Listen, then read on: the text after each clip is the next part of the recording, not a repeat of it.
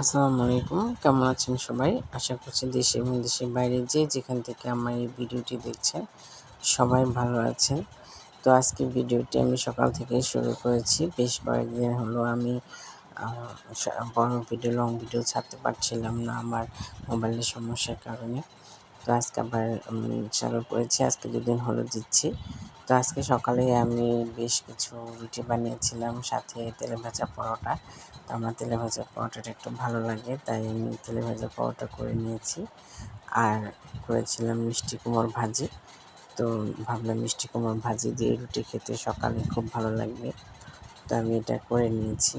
তো এখানে আমি কিছু আলাম, কিছু কাঁচামরিচ দিয়েছি, টুকরা করে নিই যাতে বাচ্চারা রুটি দিয়ে ভাজিটা খেতে পারে।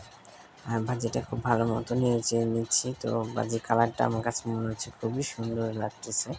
আমি এখানে দিয়েছিলাম অল্প পরিমাণ হলুদের গুঁড়ো, সাথে পরিমাণ মতো লবণ আর কাঁচামরিচ পেঁয়াজ। তো এই দিয়েই আমি ভাজিটা করে নিলাম। তো আমার ভাজিটা করা শেষ। এরপর আমি নাস্তাটা করে নিচ্ছি। সকালের নাস্তায় খেয়ে নিলাম ভাজি দিয়ে, পরোটা দিয়ে। তারপর দুপুরে রান্নায় চলে যাবো। যেহেতু মিষ্টি কুমড়া ভাজিটা করেছি তাই একটু বেশি পরিমাণে করে নিয়েছি। আর দুপুরে এটা কিছু ভাজি করতে হবে না। তো আর করেছিলাম আজকে শুধু ভাজি করেছি, সাথে করেছিলাম বেগুন আর আলু ভাজি। তো এটা বসিয়ে দিলাম তেলের মধ্যে, পেঁয়াজ দিয়ে ভেজে বেগুনটা দিয়ে দিলাম। তো মরিচে হলুদের গুঁড়াটা তেলে না ভেজে উপরে দিয়ে দিয়েছি, আর পরিমাণ মতো লবণ। তো বেগুন আর আলু ভাজি খেতে খুব ভালো লাগে। সবসময় তো শুটকি বা তরকারি ছোটো মাছ দিয়ে করে থাকি, তো আজকে ভাবলাম যে ভাজা করে তেলে ভাজা খেতে খুব মজা হয়।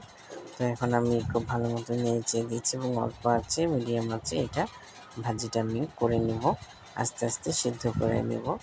তো বেশি চিকনও করিনি, আবার বেশি মোটাও করিনি, কারণ বেগুনটা একটু গলে যায়, তাই একটু মিডিয়াম সাইজ করে আমি কেটে নিয়েছি। তো ভাজিটা হয়ে যাচ্ছে, আমি ভালো মতো নেড়ে দিচ্ছি যাতে ভাজিটা খুব খেতে মজা হয়। একটু তেলটা পরিমাণটা একটু বেশি দিয়েছি।